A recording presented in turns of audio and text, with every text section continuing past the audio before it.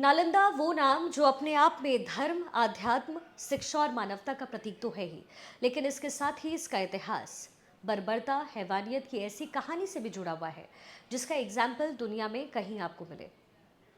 ये शायद ही ऐसा हो, क्योंकि नालंदा जैसी यूनिवर्सिटी जो सिर्फ ज्ञान ही नहीं, अपने सिस्टम के लिहाज से भी बेजोड़ थी, जहां दुनिया भर के छात्र पढ़ते थे, जहां ना किसी को साम्राज्य चाहिए था, ना किसी की सत्ता और ना ही धन दौलत, जहां सिर्फ ज्ञान के लिए लोग आते थे और उसे इतनी बुरी तरीके से नष्ट किया गया हो सिर्फ इसलिए क्योंकि नालंदा की पहचान और नालंदा का ज्ञान।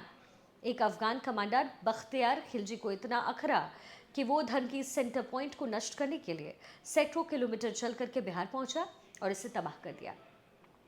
अब जब 24 जून को नालंदा यूनिवर्सिटी को एक बार फिर से नया अवतार में रिस्टोर किया गया, तो ये चर्चा खूब है कि आखिर नालंदा के साथ हुआ क्या था। क्या उसे बख्तियार खिलजी ने नष्ट किया था या फिर कुछ ब्राह्मणों ने, जैसा कि आजकल सोशल मीडिया पर क्लेम किया जाता है। तो चलिए सबसे पहले आपको ये समझाते हैं। नालंदा को 427 ईस्वी में सम्राट कुमार गुप्त ने बनाया। ये दुनिया का पहला रेजिडेंशियल विश्वविद्यालय था जहां छात्र रह करके पढ़ सकते थे, और ये आने वाले वक्त में दुनिया का सबसे बड़ा विश्वविद्यालय यानी यूनिवर्सिटी भी बना। तकरीबन 800 सालों तक ये चलती रही और यहाँ एक से एक दार्शनिक और विद्वान निकले। कहते हैं कि भारतीय गणित के जो जनक हैं आर्यभट्ट, वो भी नालंदा के चांसलर रह चुके थे। अब बात करते हैं कि आखिर नालंदा नष्ट कैसे हुई। तो जो पहली थ्योरी है, जो कि काफ़ी हद तक मानी भी जाती है, वो बताती है कि 1190 के दशक में टर्किश अफगानी कमांडर था बख्तियार खिलजी, वो बिहार आता है और नालंदा को बर्बाद करके चला जाता है। 12वीं सदी के ही इतिहासकार है मिनहाज, यानी उस समय जब ये पूरा घटनाक्रम हुआ उस समय वो थे। वो अपनी किताब में लिखते हैं कि साल 1192 में टर्की का कमांडर बख्तियार खिलजी आता है और वो बिहार के किले में अटैक करता है। ये किला कुछ और नहीं बल्कि नालंदा था। वो लिखते हैं कि उस मठ के अंदर जितने भी ब्राह्मण मौजूद थे उन सभी को मार डाला गया, किताबें जला दी गई। इसके अलावा जो दूसरे बौद्ध मठ थे उन्हें भी लूटा गया और बर्बाद किया गया। नालंदा में उस समय जब ये घटना हुई तो एक तिब्बती भिक्षुक भी रहते थे, उनका नाम था धर्मस्वामी। वो भी अपनी किताब में यही लिखते हैं कि खिलजी का अटैक हुआ और उसमें सब कुछ तबाह हो गया, नालंदा मिट गया। नालंदा की लाइब्रेरी में आग लगा दी गई जो कि 6 महीने तक जलती रही। हालांकि कुछ ऐसे इतिहासकार भी हैं जो आजकल क्लेम करते हैं कि नालंदा को खिलजी ने नष्ट नहीं किया, क्योंकि इसका कोई पक्का प्रूफ नहीं है। उनका ये तो मानना है कि खिलजी ने अटैक किया उस समय, लेकिन उसने नालंदा पर अटैक किया या अगल बगल किसी और बौद्ध मठ पर, यह साफ नहीं है। हालांकि वैज्ञानिक जांच की अगर बात करें तो आर्कियोलॉजिकल सर्वे ये बताता है कि नालंदा में आग लगी थी, वो आग की वजह से ही नष्ट हुई, यानी आग लगने के वैज्ञानिक प्रूफ जरूर है।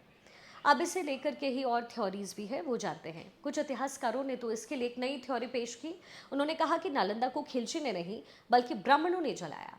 वो 17वीं सदी के बौद्ध का हवाला देते हैं और एक कहानी भी बताते हैं। कहानी भी बड़ी दिलचस्प है। वो कहते हैं कि जब नालंदा बनकर के तैयार हुई तो उसके लिए भव्य उद्घाटन समारोह रखा गया।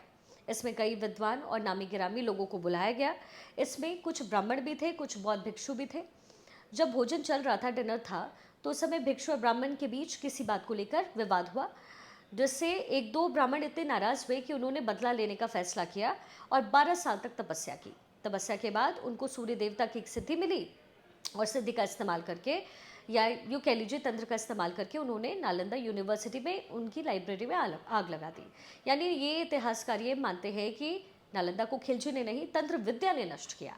एक और इतिहासकार है बी आर पाटिल, उनका लिखा हुआ है, उन्होंने लिखा कि नालंदा में हो सकता है किसी ने अटैक ना किया हो, या हो सकता है कि वहाँ पर खाना बनाते वक्त आग लगी हो, या फिर कोई स्टूडेंट हो जो उस समय दीपक में पढ़ाई कर रहा हो जिसकी वजह से आग लग गई। अब हो सकता है कि ये थ्योरीज आपकी समझ से बाहर हो और आपको हंसी आए, लेकिन आजकल सोशल मीडिया पर लोग कुछ यही थ्योरी पेश कर रहे हैं और उनको खूब सुर्खियाँ मिल रही है। उनकी थ्योरी का आधार क्या है ये तो वही जाने, लेकिन हो सकता है कि अगर नालंदा को जलाए जाने के आर्कियोलॉजिकल प्रूफ नहीं होते तो ये लोग ये भी मानने से इनकार कर देते कि कभी नालंदा के साथ ऐसा हुआ भी था। खैर, इन थ्योरी से अलग जो मेन स्ट्रीम थ्योरी है वो यही कहती है कि बाहर से आए मुस्लिम शासकों ने ही नालंदा विश्वविद्यालय को नष्ट किया था। खुद डॉक्टर अमर्त्य सेन, जो कि नालंदा यूनिवर्सिटी के चांसलर रहे हैं, उन्होंने भी माना कि नालंदा को किसी और ने नहीं बल्कि बख्तियार खिलजी ने नष्ट किया। लेकिन कथित इतिहासकारों का एक तबका है जो इसमें भी नई थ्योरी ढूंढ ही लेता है।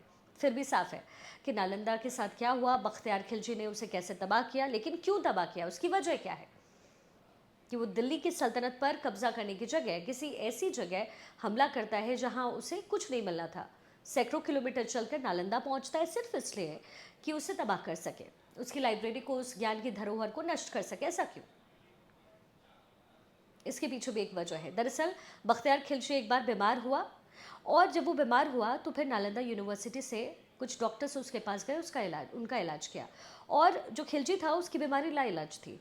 और जब खिलजी ने ये देखा तो जाहिर है कट्टरता से भरा हुआ खिलजी इस बात को सहन नहीं कर पाया, और यही वजह रही कि बार बार नालंदा यूनिवर्सिटी पर अटैक किया गया।